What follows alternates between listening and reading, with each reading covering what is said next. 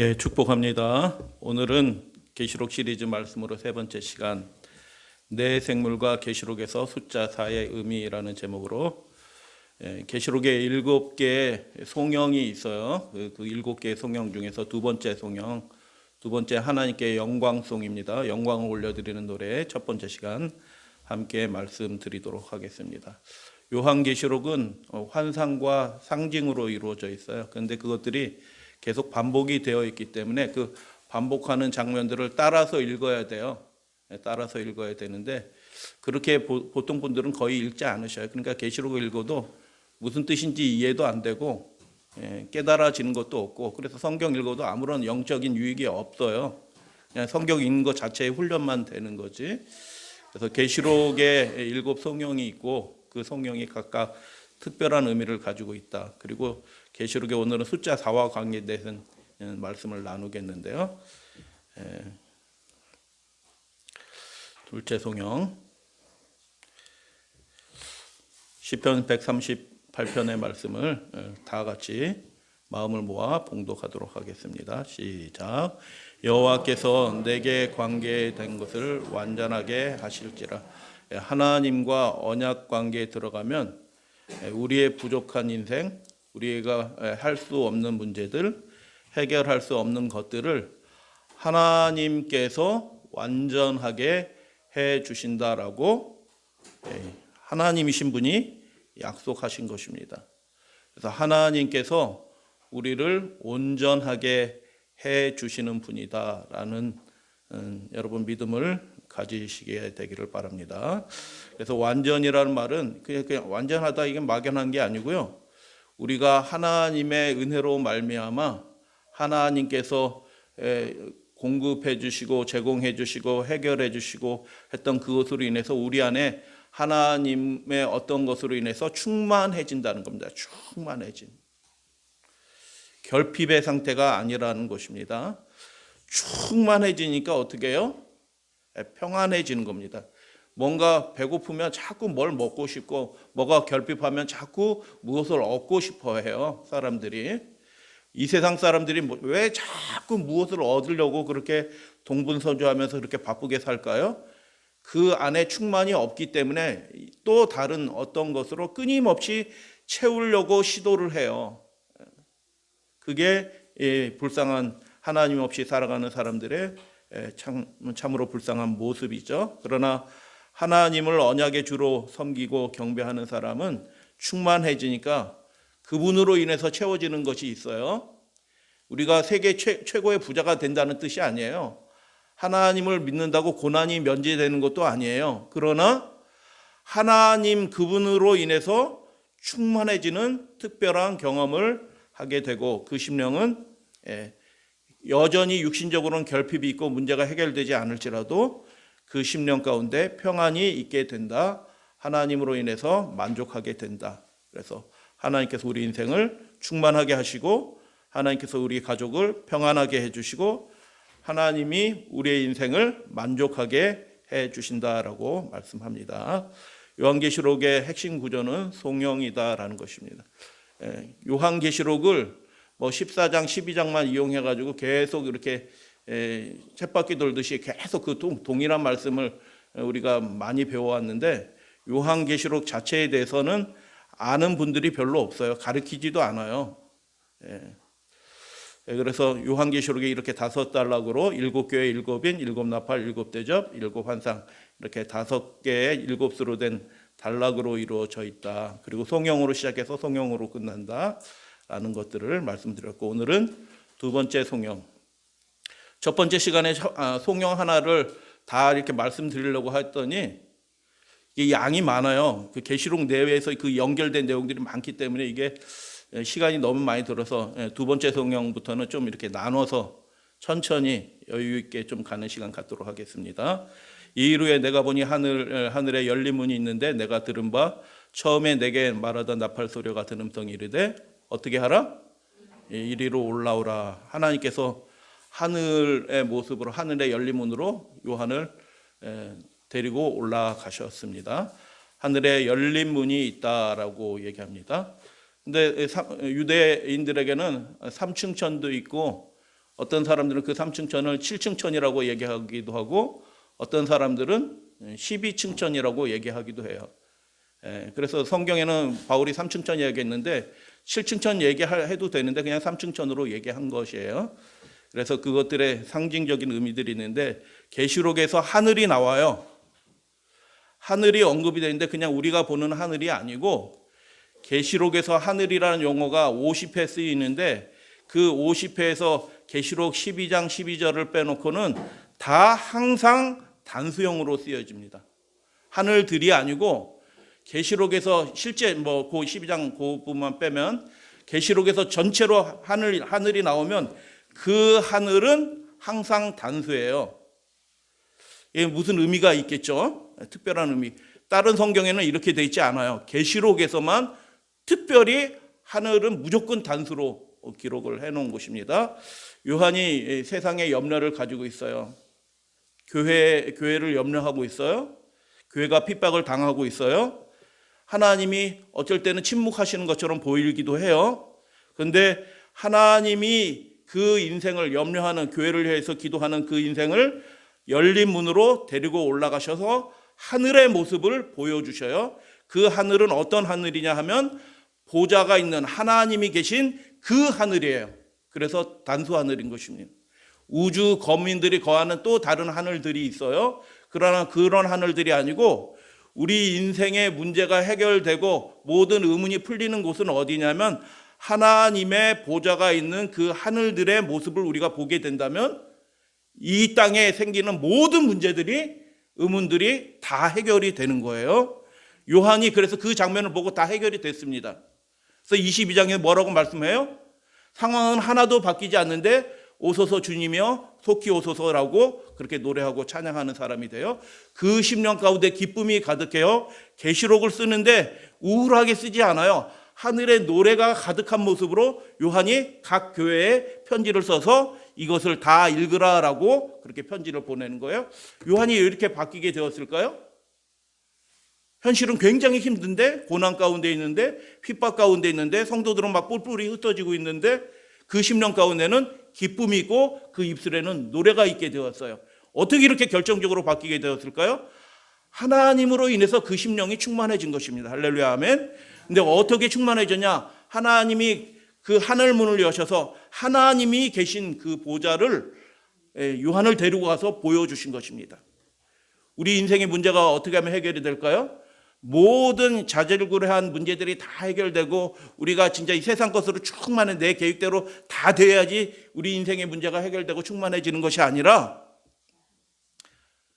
가장 결정적으로 하나님이 어떤 분인지 우리가 깨닫고 알게 되면 모든 문제가 해결이 되는 것입니다. 그래서 모두 해결이 되었어요. 그 보좌를 본 순간. 하늘의 열린 문을 통해서 올림을 받았습니다. 올림을 받은 그가 성령에 감동되어 본 것은 무엇입니까? 여러분 이 장면이 어떤 장면이냐면 계시록 1장 9절에 보면 안식일 예배 가운데서 또는 그가 기도하는 가운데 찬양하는 가운데서 이런 일이 벌어져요. 그러니까 여러분 우리가 하나님 앞에 예배 드리는 것을 그냥 습관적으로 드리지 않고 정말 하나님의 존전 앞에서 예배 드리는 것처럼, 여러분 여기 대통령 와 있으면 여러분 눈 감고 주무실래요? 그렇게 예배 드릴 수가 없어요. 사실은 육신은 피곤해요. 그런데도 그 순간은 각성이 되는 거예요. 그래서 성령에 감동돼서 하나님을 보여주셨어요. 육신의 눈으로는 볼 수 없는 진짜 참된 모습을 보여주셨습니다. 보좌가 공개되는 것입니다. 하늘의 보좌가 베풀어졌다, 보좌가 놓였다라는 것이에요. 그 보좌에 앉으신 이가 있었다라고 얘기하는데 그 앉으신 이의 모양이 정말 신령하고 거룩합니다.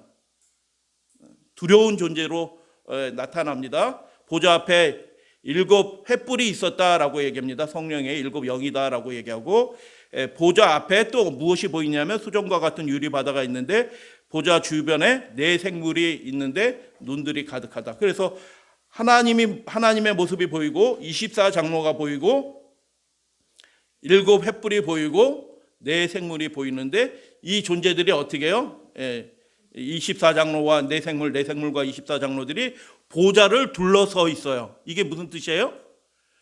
온 우주의 중심이 하나님이시라는 것입니다. 예배의 장면을 보여주는데 하나님이 중심이 되는 거예요.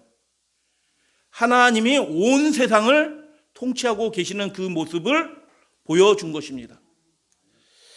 그래서 하늘의 존재들 내생물 24장면으로 무엇을 하고 있었어요? 경배하고 있는 것입니다. 그냥 경배하는 게 아니고 세세토록 경배합니다. 그 입에서 찬양이 그치지 않아요. 쉴 새 없이 하나님을 찬양하고 거룩하다 거룩하다라고 창화하면서, 그리고 24장로들은 자기의 관을 벗어서 보좌에서 앉아 있었는데 내려와서 엎드려서 하나님을 경배하는 겁니다. 그래서 둘째 성령은 내생물 24장로 하늘의 존재들로 찬양하는 장면입니다. 내생물이 모습이 나타나는데 각각 6날개를 가졌고 눈들이 가득하고 밤낮 쉬지 않고 이르기를, 밤낮 쉬지 않다는 얘기는 뭐예요? 그들이 계속하여 하나님을 찬양한다라는 것입니다.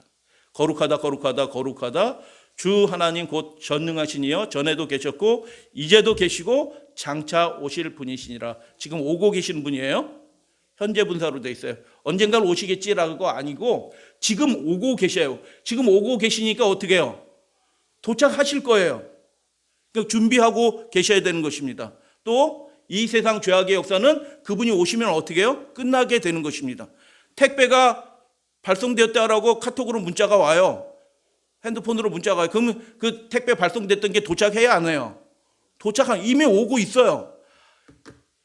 요한은 그 모습을 기록하는데 장차 오실 분을 언젠가 오시겠지 이게 아니고 지금 우리를 하나님의 백성들을 영접하시기 위해서 하늘의 왕이신 분이, 그 보좌에 앉으신 분이 지금 오고 계신다라고 그렇게 노래하고 있어요. 내 생물들이 보좌에 앉으사 세세토록 살아계시는 이에게 영광과 존귀와 감사를 드렸다라고 얘기하고 24장로들이 이어서 찬양하는 장면이 나옵니다. 그래서 여러분 하늘나라 가고 싶으신 분들은, 하늘에 합당하신 분들은 이 땅에서 해결돼야 될 문제가, 가장 중요한 문제가 하나 있는데 예배입니다. 예배. 하나님 앞에 신령과 진정으로 거룩한 하나님이 받으시기에 합당한 예배를 그분 앞에 드리는 자가 하늘 예배자로 데려감을 받는 것입니다. 그래서 그것을 대표적으로 보여주는 게 내생물과 24장로의 모습입니다. 그래서 세 가지 것으로 말씀을 드릴 거예요. 첫 번째, 둘째 성령의 특징, 하늘 존재들이 부르는 노래입니다. 여러분 계시록에 7 성령이 나오는데 그 성령을 한번 찾아보세요. 그러면 이 노래를 그냥 누군가 부르겠지가 아니고요. 어떤 상황에서는 하늘의 존재가 부르고 어떤 상황에서는 구원받은 사람들이 노래를 불러요. 상황에 따라 그 내용과 맥락에 따라서 완전히 다른 노래를 다른 사람들이 불러요. 그래서 첫 번째 이 성령은, 두 번째 이 성령은 하늘의 존재들이 부르는 노래이다. 피조물을 대표해서 부르는 노래예요. 온 세상의 피조물들이 다 누구를 경배해야 돼요? 마땅히 하나님을 경배해야 돼요. 마지막 시대에 문제가 되는 문제가 뭐예요? 경배의 문제예요. 이 종말의 시대 때 사람들이, 이 땅의 역사에서 가장 결정적인 문제가 되는 것은 경배의 문제, 참된 경배를 드리느냐 그렇지 않느냐의 문제가 이슈가 되는데, 두 번째 성령에서 하늘 보좌가 열리면서 어떻게 하는 것이 참된 경배인지, 하나님이 어떤 분이신지 그 보좌가 공개가 되는 것입니다. 하나님이 중심입니다.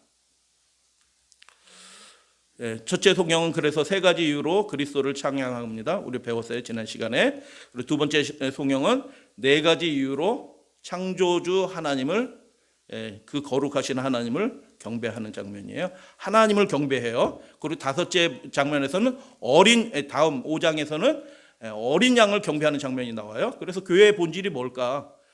이것저것 많은 것을 배울 수가 있어요. 교회에 와서 이것저것 교제도 나누고, 우리가 다른 것, 뭐 이런저런 유익한 것들도 배우고, 가정에 관한 것도 배우고, 건강에 관한 것도 배우고, 뭐 여러 가지 것들을 교회에서 배울 수 있는데, 교회의 본질이 뭐예요? 하나님을 경배하는 사람들의 모임인 것입니다. 불러냄을 받은 사람들의 모임인 것입니다. 그래서 우리의 삶에서 예배가, 참된 예배가 하나님 앞에 드려지게 되기를 하나님은 바라시는 것입니다. 하나님의 보좌 가장 가까이 있는 그 내생물, 보좌 제일 가까이서 하나님을 계속하여 밤낮을 가리지 않고 계속하여 찬양하는데, 하나님 보좌에 가장 가까이 경배하는 그 존재가 왜 셋이 아니고 넷일까요? 하나님 세 분, 생물도 네 생물, 세 생물 하면 3, 3 딱 맞고 좋지 않아요? 살펴보도록 하겠습니다. 계시록 숫자에서 사의 의미. 네 생물은 하늘 예배자를 대표합니다. 동서남북 사방을 나타내는 의미가 있어요. 누가 하늘 예배 참여할 것에 대한 예배입니다. 24장로는 흰 옷을 입었어요. 면류관을 쓰고 있어요. 보좌에 앉아 있습니다. 이것은 특별한 상징이 있어요. 여러분, 구원받은 사람이 무슨 옷을 입고 있어요? 흰 옷을 입었어요. 이긴 자들이 무엇을 쓰고 있어요? 생명의 면류관을 쓰고 있어요. 그래서 24장로는 특별히 교회와 관계된 어떤 사람들의 모습이고, 네 생물은 온 피조물, 동서남북 사방에 온 세상의 피조물을 대표해요. 근데 그들이 뭐 하고 있어요? 다 온 세상의 피조물을 대표하는 네 생물이 경배하고 있고요. 24장로 구원받은 사람들이, 승리한 사람들이 하나님 앞에 예배하고 있어요. 그래서 숫자 4에 대해서 함께 살펴보도록 하겠습니다. 흔히 4는 동서남북이니까 사방, 온 세상을 나타낸다 이렇게 얘기를 해요. 그런데 이제 그냥 이렇게 막연하게 생각하는 동서남북 사방이 아니고, 성경에서 숫자 4는요 창조의 숫자예요. 이 세상 만물을 만드신 분이 누구셔요? 하나님이시다라는 것입니다. 숫자 4의 의미는 이 세상 모든 만물의 주인이 누구이시라는 거예요? 하나님이 우리 가정의 주인이라는 것입니다. 하나님이 우리 가정에서 높임을 받아야지 합당한 분이라는 것을 나타내는 숫자가 숫자 4예요. 그래서 숫자 4는 그냥 동서남북 사방 온 세상이다 이런 의미가 아니고, 성경에서 숫자 4는 하나님이 이 세상 모든 만물들을 만드셨다라는 창조의 숫자인 것입니다. 유명한 신학자입니다. 넘버링 스크립처에서 거기에 보면 그런 얘기들이 나와요. 창조의 숫자라고 잠깐 이렇게 언급이 됩니다. 근데 여러분, 계시록에서는 숫자 4가 단순히 창조의 숫자로 언급이 되지 않아요. 그래서 살펴볼 겁니다. 계시록이 그렇게 돼 있어요.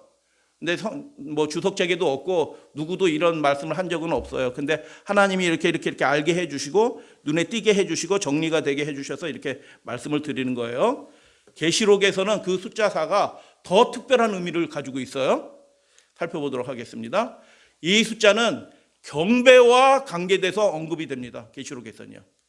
그래서 세 번째 성경입니다. 요한계시록 5장 9절. 어린 양이 하나님을 위하여 각 족속과 방언과 백성과 나라 가운데서 사람들을 사서 주의 피로 사서 하나님께 드렸다라고 찬양을 합니다. 근데 여기 보면 각 족속과 하나, 두 번째 방언과 둘, 백성과 셋, 나라, 에스노스인데 에스닉이에요. 그러니까 이게 이렇게 네이션 개념이 아니고 사람들 개념이에요. 사람들. 핵심은 사람들이에요. 나라들 가운데서 사람들을 사서 하나님께 그 피로 사람들을 사서 주께 하나님께 드리셨다라고 얘기했는데, 하나, 둘, 셋, 넷, 어떻게 해요? 넷이 나오네요.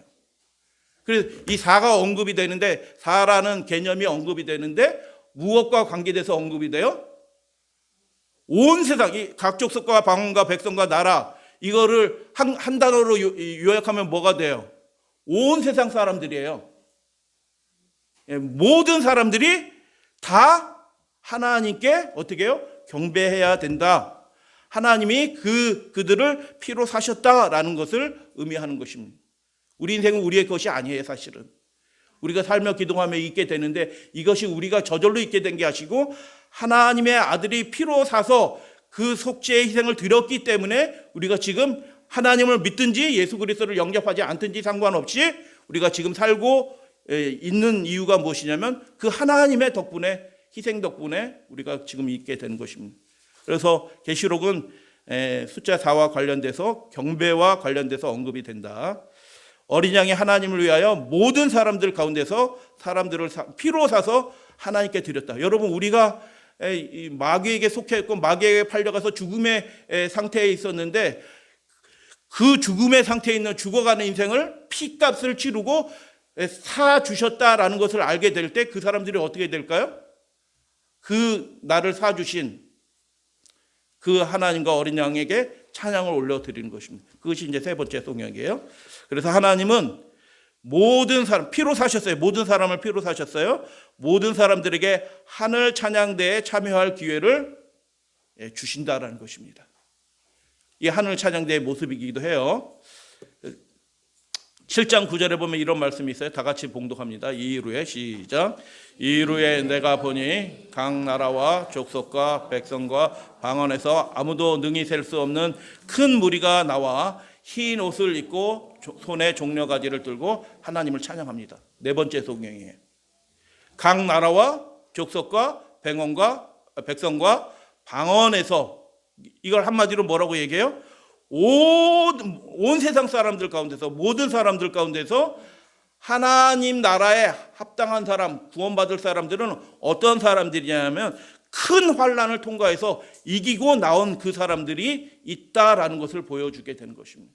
그래서 계시록에서 숫자 4는 경배의 숫자이면서 동시에 뭐예요? 그 사람들이 이 세상에 속해 있지만 이 세상에 속해 있지 않은 하나님께 속해져 있는 환난을 통과해서 주님께 속해 있는 그런 사람이라는 것을 드러내고 있어요. 그들이 찬양하는데 뭐라고 찬양합니까? 구원하심이 보좌에 앉으신 우리의 하나님과 어린 양에게 있도다라고 찬양을 해요. 그래서 경배의 장면과 관련돼서 사라는 개념이 사용되는 것을 보게 됩니다. 그래서 하나님은 도와주십니다. 여러분 믿으시게 되길 바랍니다. 뭘 도와주셔요? 모든 사람이 그 짐승과 그 이름의 수를 강제하거든요. 직장 없어지게 될 거예요. 생계수단이 끊어지게 될 거예요. 그들이 핍박을 받을 거예요. 쫓겨다니게 될지도 몰라요. 근데 그 짐승과 그 이름의 수를 어떻게 해요? 이길 수 있도록 하나님이 도와주신다는 겁니다. 그 가운데서 그 사람들이 나온다는 거예요. 이건 뭐냐면 하나님이 그들을 그렇게 예배자로 세우시기 위해서는 그들이 이겨야 되는 거거든요. 그러니까 하나님이 이기게 해 주신다라는 것을 보여주는 숫자가 4이기도 합니다. 그래서 온 세상이 하나님께 합당한 경배를 돌려드려야 된다. 10장 11절 다 같이 읽겠습니다. 시작.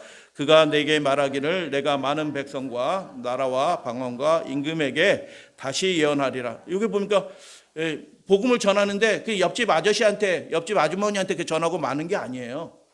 하나님의 계획은 뭐냐면 이 세상 모든 사람들이 이 소식에 대해서 알아야 된다는 겁니다. 이거 모르면 그냥 마귀에게 속해서 마귀와 함께 불 가운데 떨어져서 소멸하는 거예요. 이거 반드시 알아야 돼요. 그러니까 하나님의 계획은 뭐냐면 이 세상 모든 사람들이 많은 백성과 나라와 방언과 임금들일지라도 그 사람들이 뭘 알아야 돼요? 하나님을 올바로 경배하는 방법을 모르면 이 땅이 망할 때 같이 망하는 것입니다. 바빌론이 무너질 때 같이 무너지는 것입니다. 그래서 전하게 하시는 분은 하나님이십니다. 계시록 10장 여러분 20 그 계시록 끝까지 우리가 다 이렇게 암송을 했어요. 순서대로 내용을. 그래서 10장의 상황들을 잘 이렇게 전후 관계를 머릿속에 그려보세요. 10장이 어떤 상황이에요? 마지막 시대 상황입니다. 땅끝 사명을 완수하는 하나님의 백성이 탄생하는 때예요. 예수님께서 지성소에 11장을 보니까 지성소에 들어가는 때예요. 그러니까 온 백성들에게 복음을 다시 예언하는 이 존재는 언제 탄생하냐면 이 마지막 시대에 탄생한 교회다라는 것입니다. 계시록이 그렇게 얘기해요. 해석하는 게 아니고 계시록 자체가 그렇게 얘기하는 겁니다. 그래서 마지막 때 탄생한 이 남은 교회는 땅끝 사명을 모든 백성들에게 복음을 전하는 하나님의 계명과 참된 예배를 회복하라고 하는 그 사명을 완수하는 전 세계적인 교회다라는 것을 보게 됩니다. 그래서 모든 사람들에게 전하라고 받은 그 예언이 그들과 여기 계시록 12장 11절, 다섯 번째 성경 20장 4절 뭐 이렇게 살펴보면은 20장 4절은 다섯 번째 그 환상입니다. 그들이 마귀와 짐승을 이겨요. 이겼다고 나오거든요. 여러분 마귀와 짐승 이 나라를 이겨요. 나라가 너 이렇게 하면 안 돼라고 얘기하고 행정적으로 강제하고 법령을 내리고 감옥에 집어넣고 벌금을 때리고 뭐 1,000만 2,000명은 때릴 수도 있어요. 막 해가지고 이 조건대로 안 맞으면은 뭐 왔다 갔다 하지도 통행도 못하게 막 강제할 수도 있어요. 근데 그런 일들이 벌어지는데 그들이 그 마귀의 짐승의 권세를 이긴다라고 해요. 어떻게 이겼어요? 그들이 전하라고 받은 그 하나님의 말씀, 그 예언의 말씀, 예수의 증거 때문에 그들이 짐승을 이겼다라고 계시록은 그렇게 말합니다. 그러니까 여러분, 우리가 마귀를 이기는 방법은 뭐냐 하면 그 무기를 우리에게 주셨어요. 그 말씀을 우리에게 주셨어요. 그러니까 그 말씀이 약속하는 바를 우리가 받아들이고 이대로 살면 되겠다 하고 굳게 서면은 그 사람은 반드시 이기는 자가 되고 하늘 예배자에 참여하는 사람이 되는 것입니다. 계속 반복이 되는 거죠. 계시록 11장 8절에 보면 그들의 시체가 두 증인이에요. 성 길에 있으니 그 성은 영적으로 하면 소돔이라 하고 음란한 것입니다. 언약을 깨뜨렸어요. 애굽이라고도 하니 곧 그들의 주께서 십자가에 못 박힌 곳이라 하고 백성과 족속과 방언과 나라 중에서 사람들이 그 시체를 이 온 세상 사람들이 어떻게 해요? 그런데 그 두 증인이 하나님의 말씀을 전하는 그 두 증인이 죽은 것을 보고 기뻐하고 서로 예물을 주고 왕래하면서 서로 좋아하라 하는 것입니다. 근데 그 나라의 모습을 영적으로 애굽이라고 얘기하는 것입니다. 이 마지막 시대 상황에 가장 우리의 영성을 깨뜨리고 교회를 위협하고 교회가 직접적으로 어려움을 당하게 하는 그 세력은 무신론이에요. 무신론입니다. 무신론 정권이 득세하고 있습니다. 지금 온 세상에서. 복음 전도자들이 그 무신론 세력에 의해서 물론 배후에 로마 카톨릭도 있어요. 그러나 공격의 선봉에 선 자들은 무신론자들입니다. 그러나 무신론에 둘러싸여 있는 그 사람들 가까이에 하나님은 그들 가운데 누구를 두셨어요? 두 증인을 두셨습니다. 두 증인을. 그러니까 하나님의 말씀을 전하는 증인은 저 어디 숨어가지고 도망가가지고 자기네들끼리 예배드리는 사람이 아니에요. 계시록의 상황에서 보면 그들 가운데에 서서 그들이 위협을 당하고 미움을 당하고 핍박을 당하는데 그들이 받은 그 말씀 사명을 감당하기 위해서 그들 가운데에 있다가 증거하다가 죽는 그 모습을 십장에서 이렇게 보여줍니다.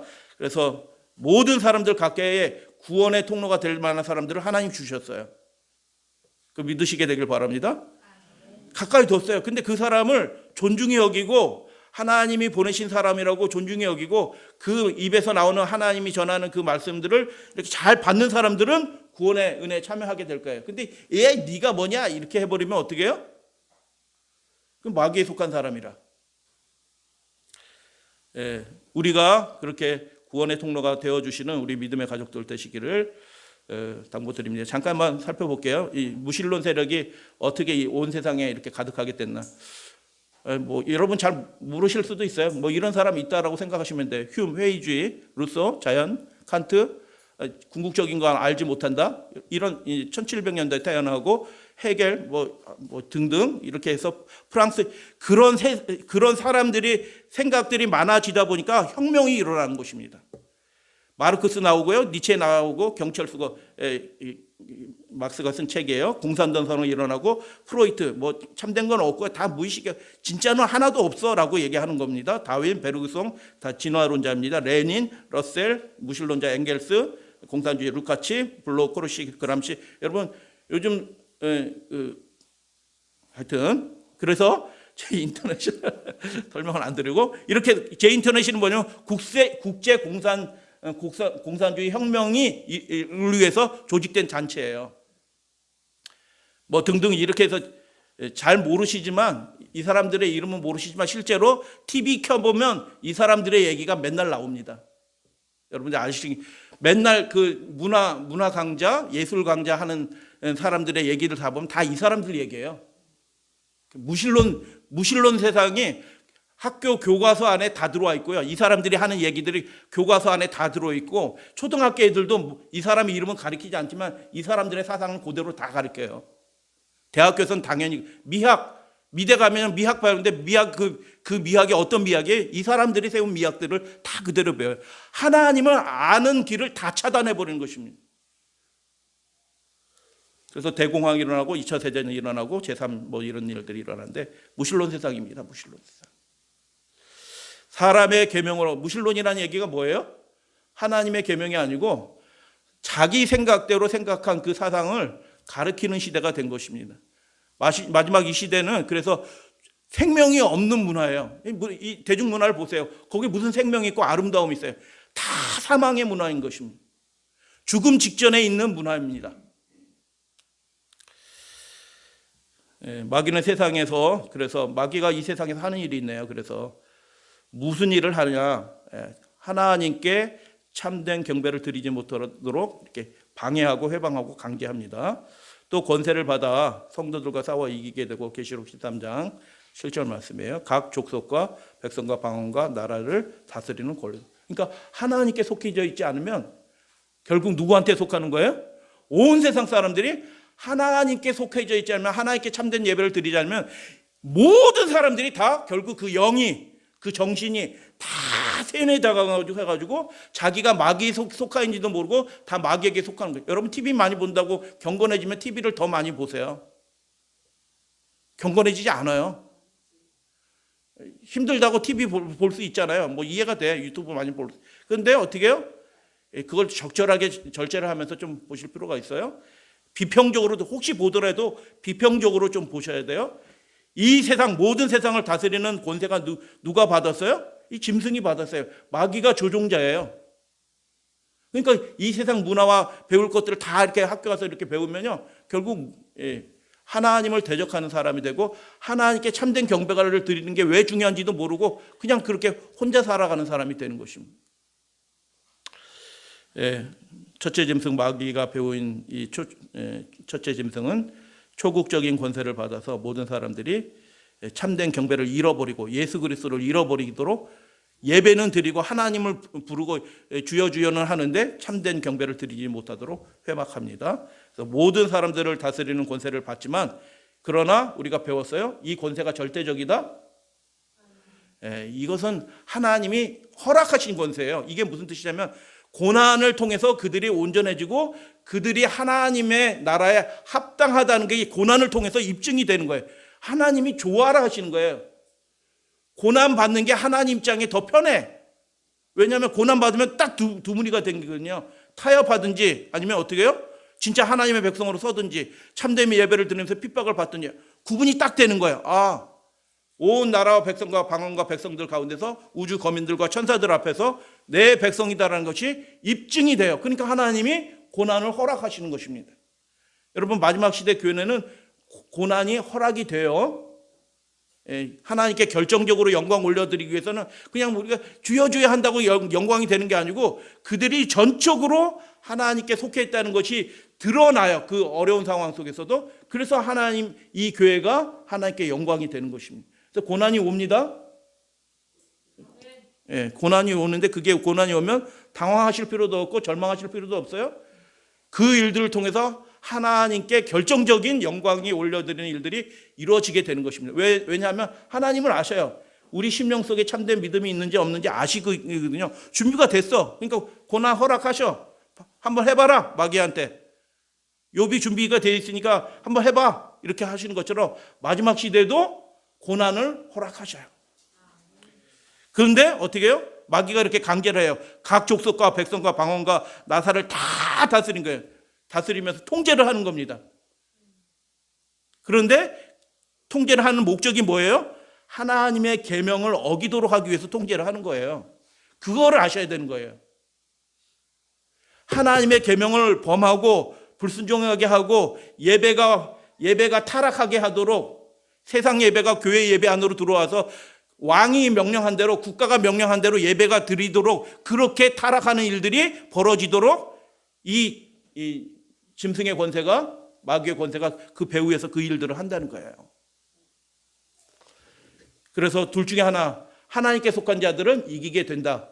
그러나 전적으로 하나님께 속하지 않은 사람들은 이 초국적인 권세를 받은 이 짐승의 권세에 다 굴복하게 된다라는 것입니다. 그 상황, 그 다음 상황에서 벌어진 일들이 있는데, 새 천사가 기별을 전하네요. 어떻게, 누구에게 전하더라요? 누구에게 전하요? 우리 여러 나라와 족속과 방언과 백성. 그러니까 그들이 반드시 알아야 될 기별이 새 천사의 기별이에요. 하나님을 모르는 사람일지라도 하나님을 예수 그리스도를 잘 믿지 못하는 사람일지라도 이거 알아야 되는 것입니다. 알아야지 준비가 되는 거예요. 하나님께 경배 드려야 되는 것입니다. 하나님을 두려워해야 되는 것입니다. 그냥 너희들께 알아서 서로 사랑하면서 너희들끼리 지상천국을 이루어라 이런 말씀을 주시는 게 아니고 마땅히 그분을 두려워하라라고 하나님이 그렇게 말씀하시는 거예요. 여러분, 교회가 요즘은 인본주의 교회가 됐어요. 자꾸 서로 사랑하라고 얘기해요. 하나님께 충성을 마땅히 드려야 될 충성은 안 드리고 서로 사랑하면 그게 천국이에요? 천만의 말씀이에요. 죽었다 깨도 예수님이 하신 그 모범은 그게 아니에요. 예수님은 하나님 앞에 죄 없이 사신 분이에요. 그 삶이 하나님께만 충성되는 삶이 우리의 삶을 통해서 회복되는 게 예수 그리스도 통해서 우리를 삶에 회복해야 될 그 일들인 것입니다. 그래서 세천사가 기별을 자는데 그 기별의 핵심이 뭐예요?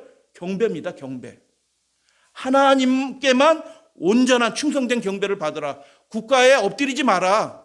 하나님의 계명을 범하도록 자꾸 예배를 흐트러 버리는 국가의 그 명령에 굴복하지 마라라는 것입니다. 영원한 복음이다라는 얘기가 무슨 뜻이에요? 그거 바뀌지 않는 거예요. 지금이나 10년 후나 10년 전이나 그 복음은 바뀌지 않아요. 모든 사람들이 다 이것에 의해서 구분이 되고 판단을 받을 것이다. 그가 큰 음성으로 이르되 하나님을 두려워하라라고 얘기합니다. 그분께 영광을 돌리라. 어떻게 하면 영광을 돌려요? 그분의 말씀에 순종하고 엎드리고 따라서 살게 될 때 그분께 영광이 되는 것입니다. 그의 심판하실 시간이 이르렀음이니 하니까 이미 이제 지금은 지나가고 있어요. 14장 이 상황이 지나가고 있어요. 이제 맞춰지고 있는 것입니다. 한순간에 봄철에 오니까 보면 들어오면서도 봄꽃이 가득하잖아요. 이 마지막 시대 일들도 갑자기 그렇게 맞춰지게 될 것입니다. 하나님은 준비가 다 끝나셨어요. 하나님을 경배하라라고 얘기하는데 어떤 하나님을 경배해요? 1, 2, 3, 4 시작. 하늘과 땅과 바다와 물들의 근원을 만드신 이를 경배하라. 그래서 계시록에서 숫자 4는 하나님께만 우리가 경배를 드려야 된다라는 그런 의미예요. 온 세상 사람들이 이것을 모르면 그 사람은 멸망하는 짐승과 같다는 것이에요. 그 사람이 나 행복해요 아무리 해도 그 행복은 아주 그냥 하루살이같이 잠깐 살다가 없어지는 인생의 허망한 행복이지 그게 참 행복이 아니라 하나님을 예배하는 참된 믿음을 회복해야 된다라고 온 세상 사람들에게 여러 나라와 족속과 방언과 백성에게 복음을 전한다라는 것입니다. 시인해야 될 것이 있습니다. 무엇을 시인해야? 우리의 주인이 계신다는 것입니다. 우리의 삶의 주인이 계시다. 네 마음대로 살면 안 된다라는 것입니다. 네 자유의지 주셨다고 네 마음대로 살라는 뜻이에요. 그게요? 그 자유의지를 하나님께 그 언약의 관계를 통해서 하나님 앞에 굴복하고 하나님을 통해서 너희 인생의 참다운 만족을 누려라라고 하는 거죠. 합당한 경배를 받으셔야 한다는 것을 온 세상 사람들에게 전하고 있습니다. 그래서 결국 두 무리로 나눠지네요. 어떻게 두 무리로 나눠져요? 계시록 17장 15장 읽겠습니다. 시작. 또 천사가 말하되 내가 본 바 음녀가 앉아있는 물은 백성과 무리와 나라들과 방언들이냐. 온 세상 사람들이 다 굴복한 것입니다. 17장의 상황을 보니까 이게 은혜 시기가 이미 끝난 거거든요. 무리가 둘로 딱 나눠진 것입니다. 온 세상 사람들이 하나님을 참되게 경배하는 일에 관심이 없던 사람들은 다 짐승에게 속한 것입니다. 음력에 속해서 다 구분이 됐고 하나님의 백성들은 이미 14장에서 딱 준비가 다 된 것입니다. 엄숙한 시기에 우리가 살고 있어요. 음녀가 물 위에 앉아있다는 것은 물은 모든 사람들, 많은 사람들을 나타내잖아요. 세상 권세를 두려워했던, 뭘 두려워해요? 아까 14장에 누구 두려워하라고 그랬어요? 하나님 두려워하라고 그랬는데 하나님 두려워하지 않고 세상 권세를 두려워했어요. 그러니까 예배를 타협하고 하나님의 계명 순종하는 것을 타협하고 짐승의 표를 받고 거기에 국가 명령에 따라서 그냥 교회가 아무 능력이 없는 것처럼 이 교회의 주인이신 분은 하나님이신데 아무 능력이 없는 교회처럼 그냥 짐승이 시키는 대로 국가가 시키는 대로 다 따라하는 교회가 되어버렸다. 그 상황이 뭐예요? 17장에서 음녀가 깔고 앉아있는 것입니다. 교회를. 그래서 모든 사람들이 짐승에게 굴복했다. 그러나 다 굴복한 것은 아니다. 하나님께 합당한 경배를 드린 일에 타협한 사람들이 음녀가 앉아있는 물이 되어. 그래서 모든 선정과 멸망하는 장면에 슬픈 노래를 불러. 이게 노래인데 이거 글씨로만 돼 있어가지고 뭐 어떻게 표현할 방법은 없어요. 슬픈 노래예요. 뭐라 흉내를 못 내겠어? 하여튼 뭐 슬픈 노래예요. 단조의 노래. 모든 선장과 그 다음에 누구예요? 각처를 다니는 성객들과 또 누구요? 선원들과 또 누구예요? 바다에서 일하는 자들이 슬프다. 이게 행복한 길이 아닌 줄 알았더니 한순간에 다 망해버렸구나. 참된 예배를 찾지 못하니까 헛된 것만 추구하다가 그렇게 망하게 된 것입니다. 그래서 결국 그들은 짐승과 마귀의 권세에 굴복하였기 때문에 하나님의 진노를 받게 돼요. 타협한 사람들은 바벨론이 망할 때 애가를 불러요. 근데 승리한 사람들은 무슨 노래를 불러요? 계시록 15장에 보니까 구원하심이 하나님과 어린 양에게 있다라고 승리의 노래를 부르네요. 그러니까 어떤 사람들은 하나님의 구원을 기뻐하면서 막 환희의 노래를 부르는데 이 사람들은 이 세상 것 취하다가 짐승의 명령에 따라서 이렇게 적절하게 살다가 어떻게 해요? 슬픈 노래를 부르게 되는 것입니다. 여러분, 우리가 예수님 다 믿는 이 가운데는 예수님을 믿는 사람들이 많이 포함되어 있을 거예요. 교회 오래 다닌 사람들이 많이 포함이 되어 있을 거예요. 근데 결정적으로 하나님의 나라에 들어가는 그 참된 믿음, 참된 경배는 회복되지 않은 것입니다. 그래서 그들이 애가를, 슬픈 노래를 부르게 되는 것입니다. 그러니까 여러분 스스로 내가 하나님 그 하늘 보좌 앞에서 내 생물이 드리는 것처럼 그렇게 참된 경배를 드리도록 내가 초청을 받았는데 내가 준비되어 있나 스스로를 돌이켜보고 마땅히 하나님께 돌려드려야 될 그 예배를 돌려드려야 되는 것입니다. 그래서 참된 예배를 고수하던 사람들이 있어요. 경배에 하늘과 성도들과 사도들과 선지자들과. 여러분은 성도들이에요, 사도들이에요, 선지자들이에요? 둘 중에 이 셋 중에 하나야. 하늘은 하늘 그 찬양하는 하늘 존재들이거든요. 그러니까 우리는 거기는 아직 아니야. 거기에 속하게 될 거예요. 그러나 우리는 현재는 성도들과 사도들과 선지자들이에요.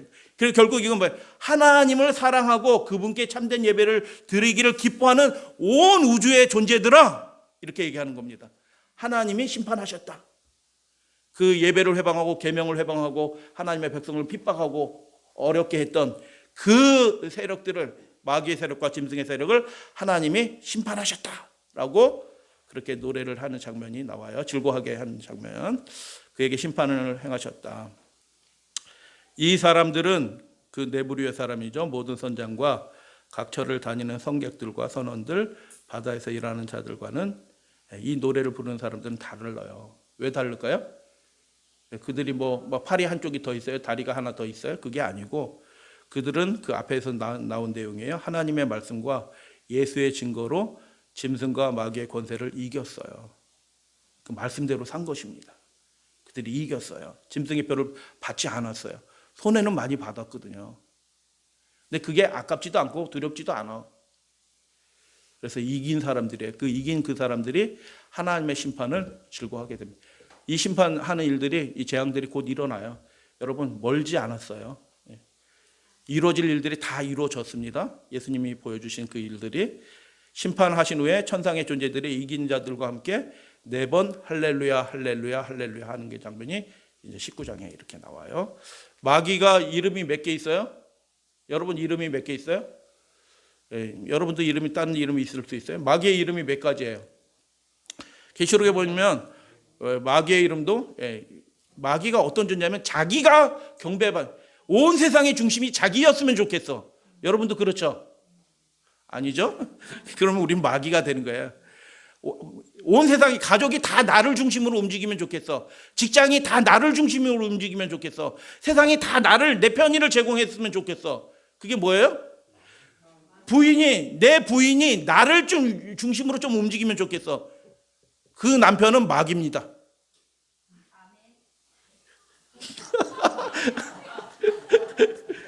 그게 마귀라니까요. 자기 부인이 나를 중심으로 좀 움직이면 좋겠어. 그게 마귀야, 마귀. 마귀는 자기가 중심이 돼서 움직여요. 근데 요한계시록 4장에서 하나님의 보좌를 보이는데 세상이 누굴 중심으로 움직여요? 하나님을 중심으로 움직여요. 마귀는 자기가 편하는 게 좋아요. 자기가 경배를 받는 거예요. 아니, 반대도 얘기해야겠네.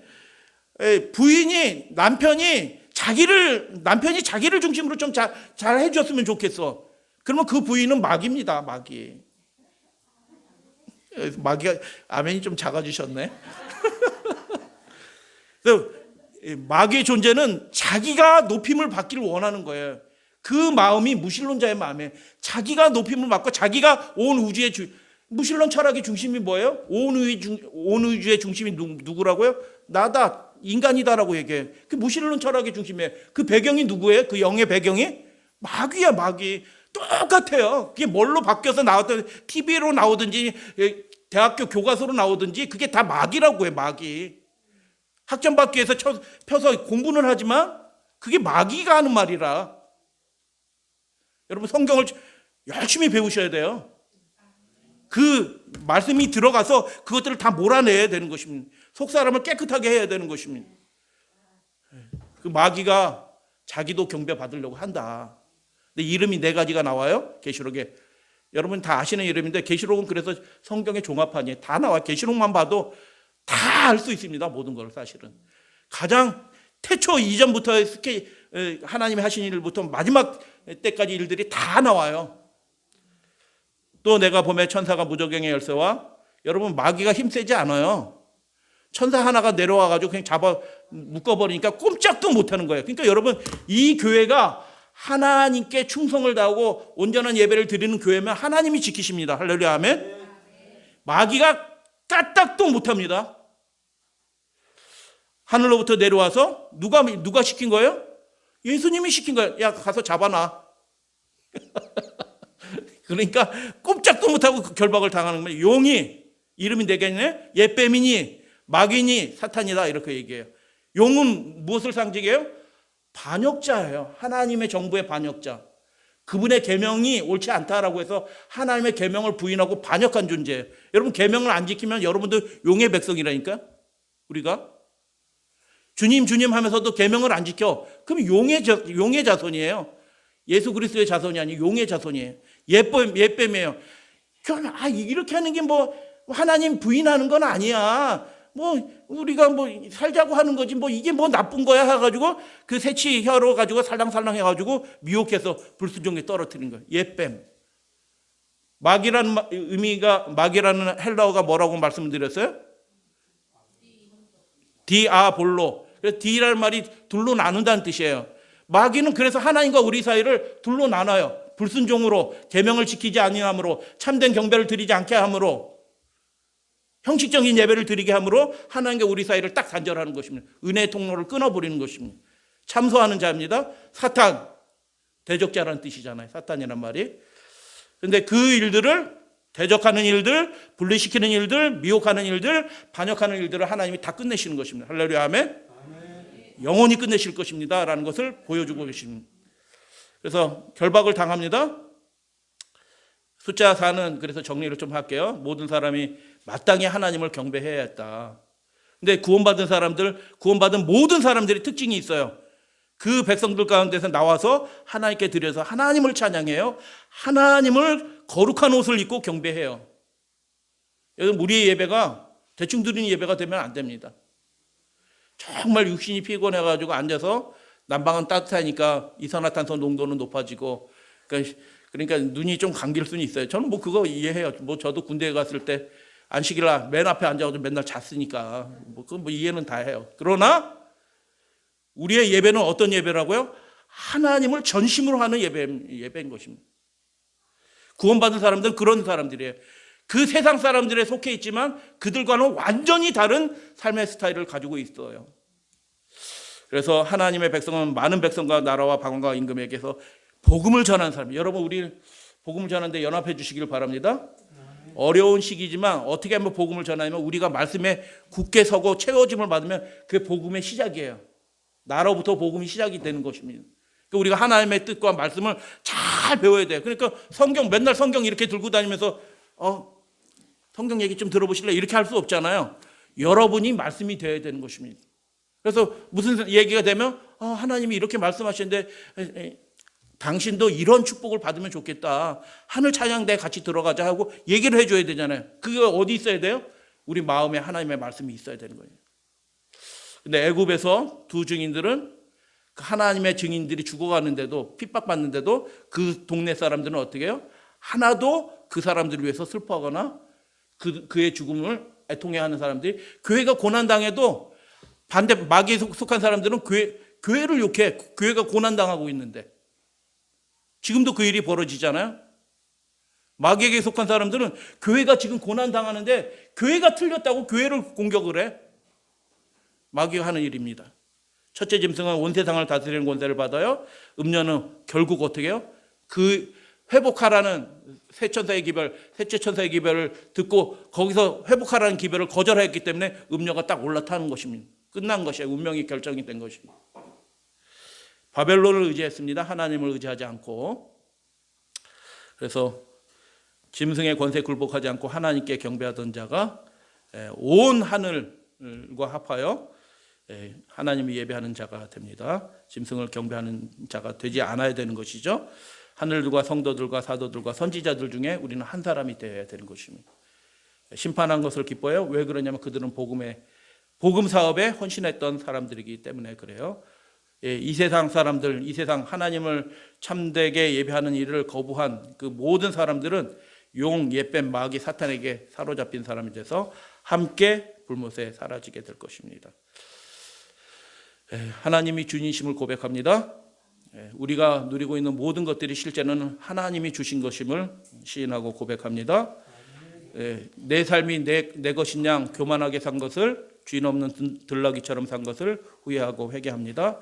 우리의 삶의 주인이신 중심이 되신 하나님만 경배하면서 살게 되기를 원합니다. 온전하게 되기 위해서 필요한 것이 있습니다. 잠깐 말씀드리고 오늘 말씀 정리하겠습니다.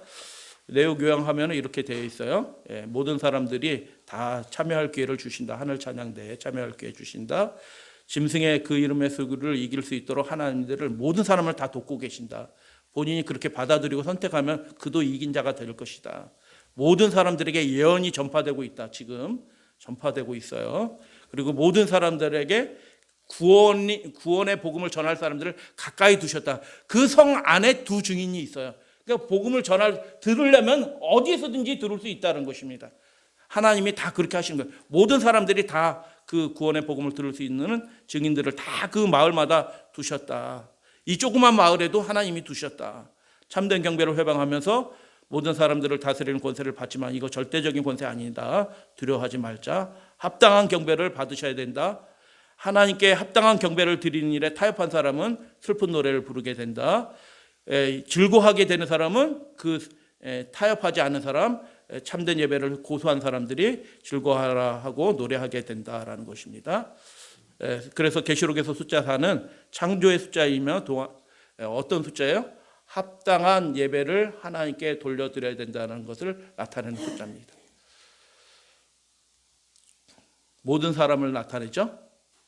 이 숫자 4로는 완전하지는 않아요. 완전수는 몇이에요? 7이에요. 3이 필요한 것입니다.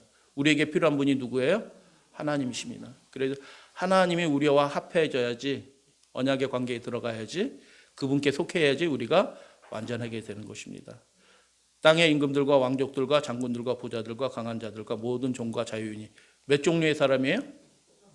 6종류의 사람이에요. 계시록에 이게 반복이 돼요.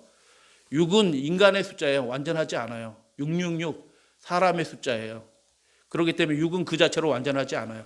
그러나 완전해질 기회와 가능성이 있어요. 복이 있는 것입니다. 6이라는 숫자는 복 있는 숫자예요. 그래서 누가 필요해요? 땅의 사람의 숫자예요. 6은 망하는 사람의 숫자예요. 그 상태로 있으면 망하는 겁니다. 빨리 누구와 합해야 되는 것입니다. 여러분, 부자와 나사로에 비유해서 그 부자가 몇 형제예요? 그거 잘 모르는 분들이 있는데, 부자가 떨어졌는데 그 불심판에 떨어졌는데 내 형제 5에게 나사로를 보내요, 이렇게 얘기해요. 그러니까 부자는 몇 형제예요? 6형제예요. 근데 그 대문 앞에 누가 있었어요? 나사로, 하나님이 은혜로 택하셔서 보냄을 받은 사람이에요. 그 나사로를 영접했으면 그 부자 6형제는 어떻게 해요? 완전해지는 것입니다. 계시록의 상황도 역시 마찬가지예요. 이 6의 사람들이, 땅의 사람들이 구원받을 수 있도록 하나님이 그들 가까이에 참된 예배를 드리는 하나님을 참되게 두려워하고 경배하는 그 사람들을 가까이 두셨어요. 그들과 연합하면 되는 것입니다. 그들이 참된 증인이에요. 그럼 그들이 완전해지는 것입니다.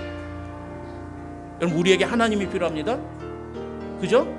우리에게 진짜 참된 예배를 통해서 하나님과 합해지는 거예요. 예배를 통해서 합해지는 겁니다. 우리의 순종을 통해서 하나님과 합해지는 것입니다. 참된 증인과 어떻게 우리가 합해지는 거예요? 그분을 통해서 들어야 돼. 다 교만하면 안 돼요.